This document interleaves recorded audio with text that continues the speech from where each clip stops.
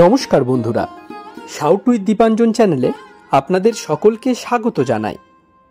আপনারা শুনছেন শ্রীমদর্শন। শ্রীমদর্শন 16টি খণ্ডে সম্পূর্ণ। ভগবান শ্রীরামকৃষ্ণদেবের অপার অনুগ্রহে এই গ্রন্থের প্রথম ভাগের প্রথম সংস্করণ 1366 বঙ্গাব্দে ও ইংরেজির 1960 খ্রিস্টাব্দে প্রকাশিত হইয়াছিল। তদবধি ভক্তগণের চাহিদাতেই একের পর এক সংস্করণ প্রকাশ করা সম্ভব হইতেছে। শ্রীমদর্শনের মূল আবেদন, গৃহে বাস করিয়া কি প্রকারে দেবভাবে জীবনযাপন করা যায়, কিভাবে বেদ বর্ণিত উপায়ে সুখ দুঃখ সমভাবে গ্রহণ করিয়া সংসারে শান্তিতে বাস করা সম্ভব হয়।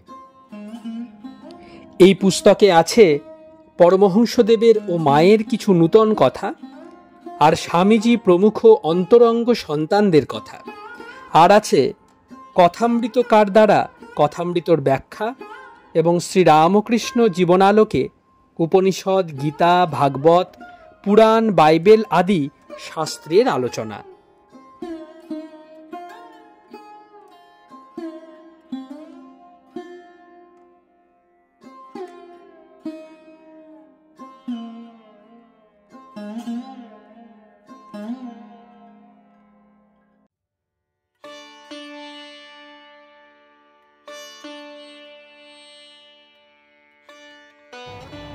আপনারা শুনছেন স্বামী নিত্যাত্মানন্দ বিরচিত শ্রীমদর্শন।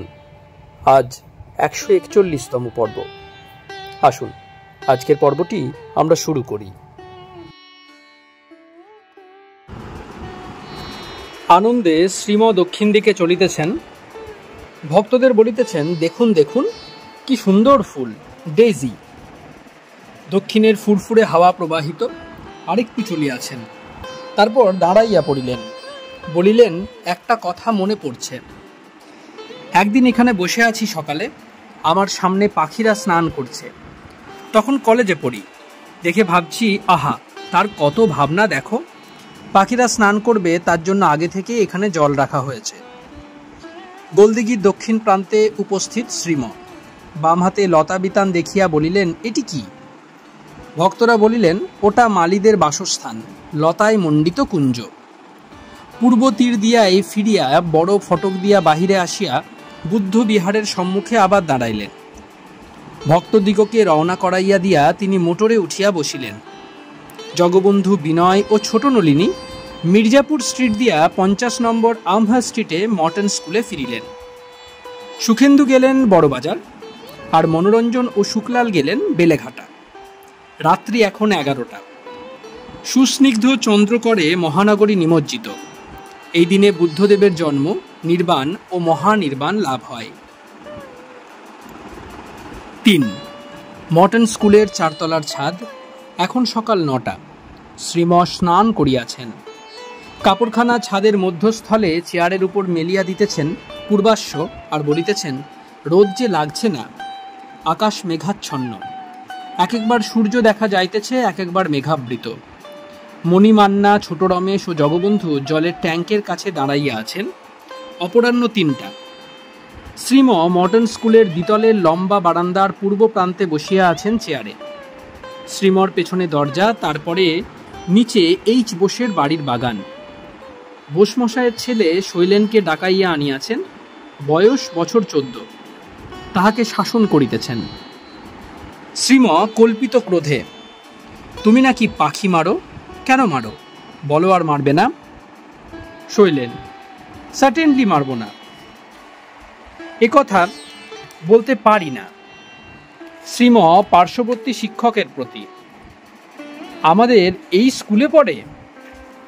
শিক্ষক, আজ্ঞে হ্যাঁ, 3rd ক্লাস B সেকশনে পড়ে। শ্রীম চক্ষু উপরে তুলিয়া গর্জন করিয়া, আবার পাঞ্চি বুঝছে, ফেলো পান। শৈলেন নম্রভাবে, স্যার, ওদিন আমি মারি নাই, আমার মামার ছেলে মেরেছিল। শ্রীম তীব্র স্বরে, তুমি মারবে না বলো। শৈলেন পকেটে হাত রাখিয়া, I will try my best, আমি যথাসাধ্য চেষ্টা করব। শ্রীম: আচ্ছা যাও। শৈলেন চলিয়া গেলে শিক্ষকের প্রতি: অ্যাটিটিউড বড় ভালো নয়। ওই বাড়ির ছেলেরা বন্দুক দিয়া পাখিদের আহত করে। কয়েকদিন ওই আহত পাখি মর্টেনের ছাদে আসিয়া পড়িয়াছে। শ্রীম তাহাদিগকে সেবা শুশ্রূষা করিয়াছেন। শ্রীমর ভাবনা, ইহা দেখিয়া পাড়ার সব ছেলেরা নিষ্ঠুর হইয়া যাইবে। তাই এই ঘটনার পর ব্রাহ্মভক্ত প্রিন্সিপাল এস রায়কে দিয়া বাড়ির গৃহিণীকে বলাইয়াছিলেন। এখন 4টা। যোগেন আসিয়াছেন, বয়স 50। ইনি দক্ষিণেশ্বর মন্দিরের খাজাঞ্চি। শ্রীমর কথায় এই সেবা কার্য পাইয়াছেন, তাই মাঝে মাঝে আসিয়া সুখ দুঃখের কথা বলেন ও উপদেশ গ্রহণ করেন। যোগেন শ্রীমর ডান হাতে বেঞ্চেতে বসা দক্ষিণাস্য, সামনে অপর বেঞ্চেতে বসা অন্তেবাসী। কালীবাড়ির লোকদের সম্বন্ধে নানা কথা কহিতেছেন। এবার একজন ভক্তের কথা হইতেছে। যোগেন শ্রীমর প্রতি: সে চোখ বুঝে কথামৃত পাঠ শোনে।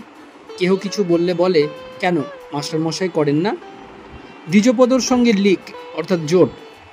ঠাকুরের ঘরের চাবি দ্বিজপদর কাছে দিয়ে যায়। ঠাকুরের ঘরে রাত্রে অন্য লোকও রাখে, ধর্ম লেকচার দেয়। শ্রীম ব্যস্ত হইয়া: বড়ই মুশকিলের ব্যাপার দেখছি। কখনো কখনো হ্যাঙ্গাম বাঁধায়, আমাদের নাম করে সব করছে। কোনোদিন কোনো ফ্যাসাদে ফেলবে। এদিকে আবার সাধু সেবা করে না কুঁড়েমিতে। রামলাল দাদার অসুখে এত খবর দিলেন, আর আমরাও যেতে বললাম, তা কিছুতেই গেল না। বলে আমার অসুখ করেছে, আর এখান থেকে ওখান থেকে আনিয়ে খাচ্ছে। গদাধর আশ্রমে লোক নাই।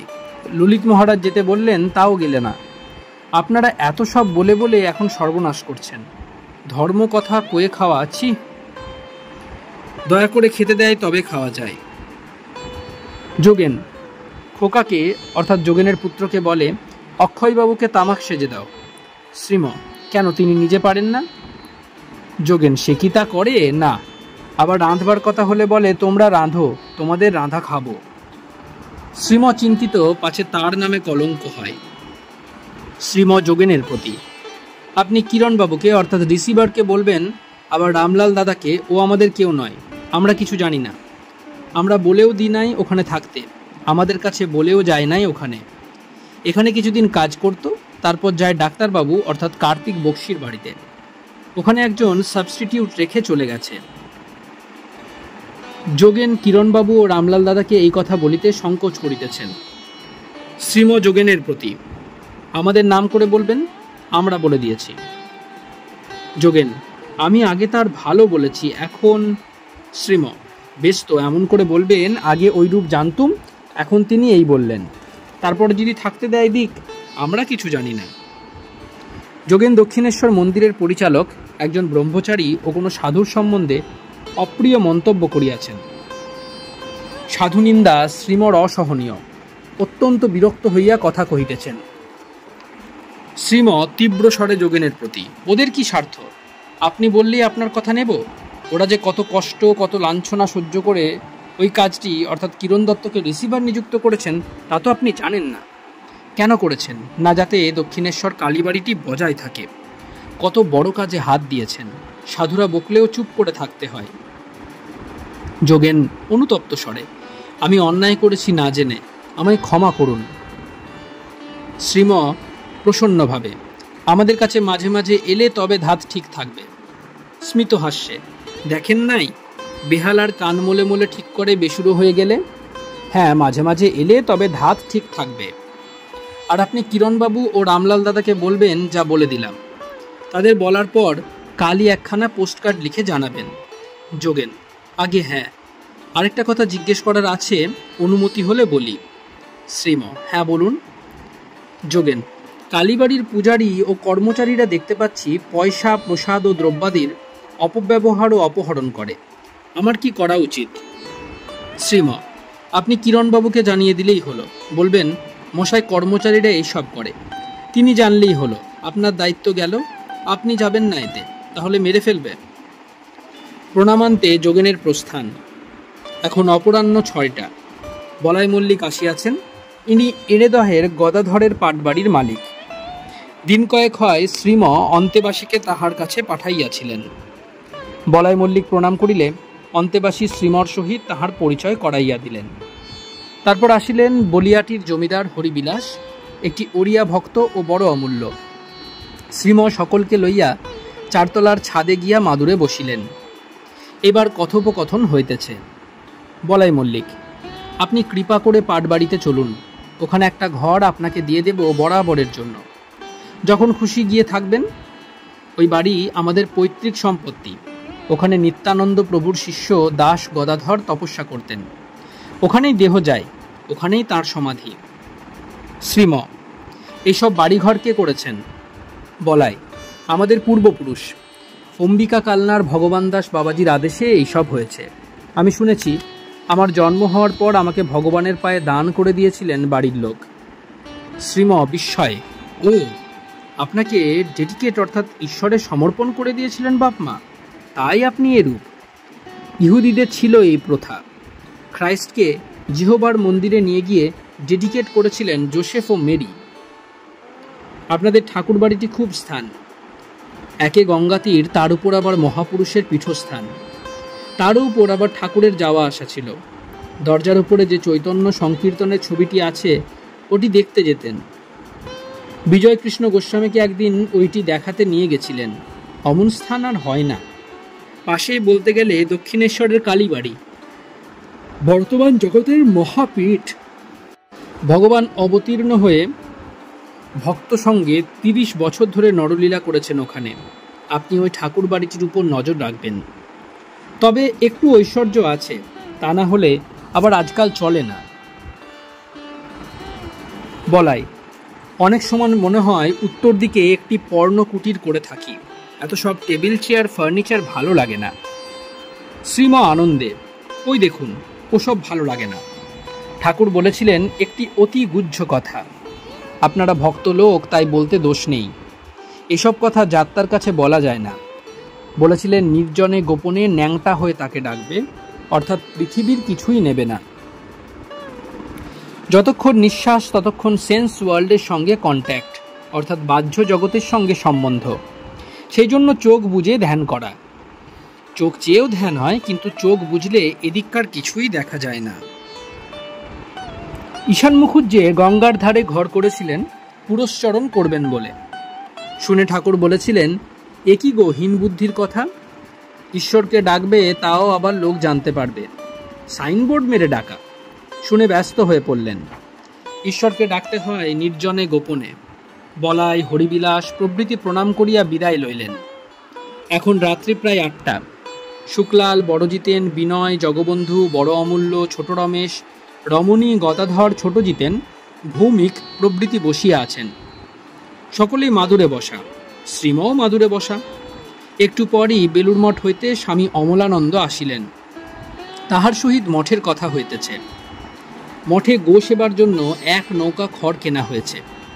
মঠে নূতন কূপ খনন করা হইয়াছে, এই সব কথা। আবার বৃন্দাবন সেবাশ্রমের একজন সন্ন্যাসী মনসা সর্পাঘাতে প্রাণ ত্যাগ করিয়াছেন, এই কথাও হইল। রাত্রি অধিক হওয়ায় সভাভঙ্গ হইয়া গেল। শ্রীম ছাদে বসিয়া আছেন কিছুকাল একাকী। তারপর জগবন্ধু, বিনয়, ছোট জিতেন ও গদাধরকে ডাকিয়া আনাইলেন। একজন ব্রহ্মচারী দক্ষিণেশ্বর মন্দিরে কিছুকাল ধরিয়া বাস করিতেছেন। কয়েকজন ভক্ত তাহার নামে শ্রীমর নিকট নালিশ করিয়াছেন।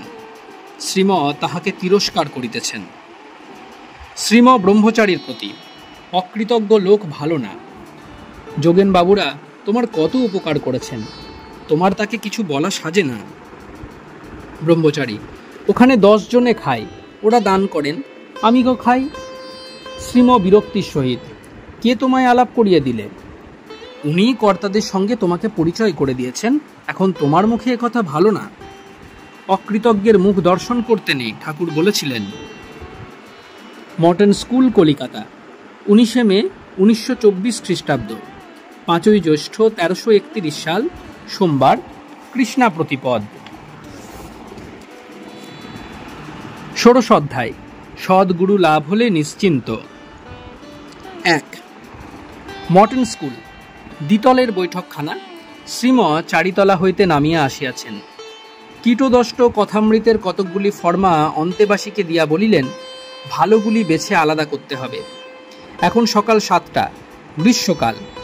আজ 25শে মে 1924 খ্রিস্টাব্দ, বাংলা 11ই জ্যৈষ্ঠ 1331 সাল, রবিবার কৃষ্ণা সপ্তমী তিথি।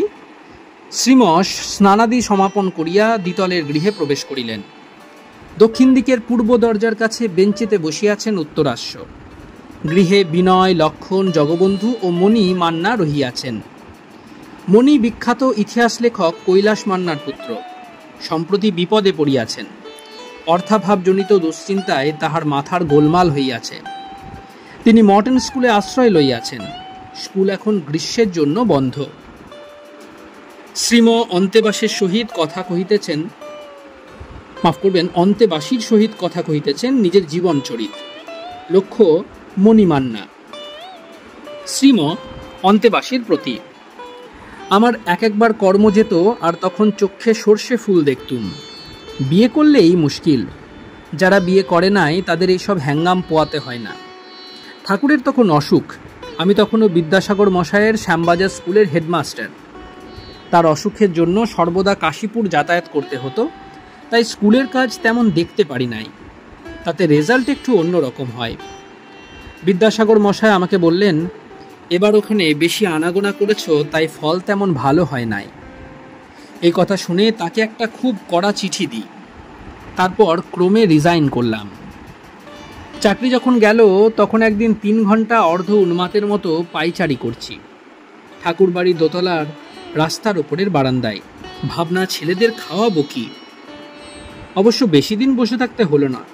15 দিনের মধ্যেই অন্য একটা কাজ হয়ে গেল। হিন্দু স্কুলের একজন টিচার লিভে ছিলেন। হেডমাস্টার আমায় ডেকে ওই কাজটা দিলেন আর বললেন, তোমার এ পোস্ট পার্মানেন্ট হতে পারে। তবুও মনে দারুণ উৎকণ্ঠা। আরেকদিন ওইরূপ আনমনা হয়ে ওই বারান্দায় ক্ষুদিতা সিংহিনীর ন্যায় দ্রুত পদক্ষেপে যেন দৌড়াচ্ছি, তখন নিচ থেকে একজন নাম ধরে ডাক দিলেন। গিয়ে দেখি জুড়ি গাড়ি নিয়ে একজন এসেছে। তার হাতে একখানা চিঠি। পড়ে দেখি সুরেন বাড়ুজ্জে মশাই অনুরোধ করে পাঠিয়েছেন এই গাড়িতেই যেতে। তার কাছে গেলে তিনি বললেন, আমি শুনলাম আপনি কাজ ছেড়ে দিয়েছেন, তাই আমাদের এখানে কাজ করুন। সেই থেকে রিপন কলেজে লেগে গেলাম। কয়েক বছর ছিলাম ওখানে, কিন্তু হিন্দু স্কুলে রেজিগনেশন দিতে ভুলে গেলাম। হেডমাস্টার লোক পাঠিয়ে বললেন, একটা ফর্মাল রেজিগনেশন দাও। এমনতর 4-5 বার হয়েছে। অন্য চিন্তা চমৎকারা, কালিদাস হয় বুদ্ধিহারা।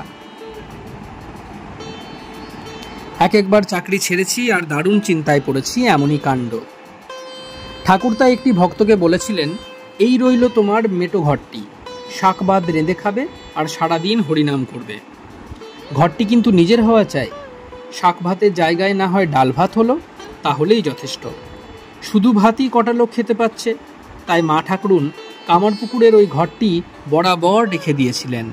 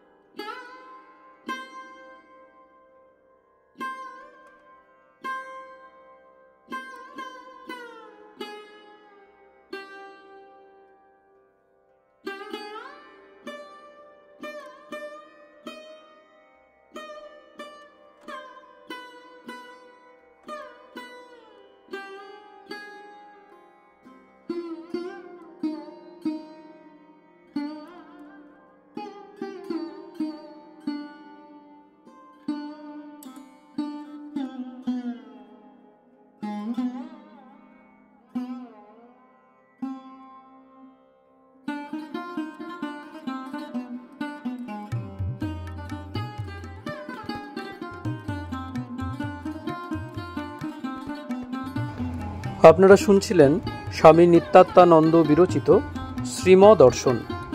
আজ 141তম পর্বটি আপনাদের কাছে পরিবেশন করলাম। আমাদের ভিডিওগুলি কেমন লাগছে আমাদের জানান। কোনো সাজেশন থাকলে তাও অবশ্যই জানাতে পারেন। আমাদের ভিডিওগুলি লাইক করুন, আপনাদের বন্ধুবান্ধব ও পরিবার পরিজনদের মধ্যে শেয়ার করে দিন। শাউট উইথ দীপাঞ্জন চ্যানেলটি সাবস্ক্রাইব করুন এবং প্রতিনিয়ত বিভিন্ন আপডেট পাওয়ার জন্য বেল আইকনটি অবশ্যই প্রেস করবেন। অনেক অনেক ধন্যবাদ। নমস্কার, ভালো থাকবেন। জয় ঠাকুর, জয় মা, জয় স্বামীজি।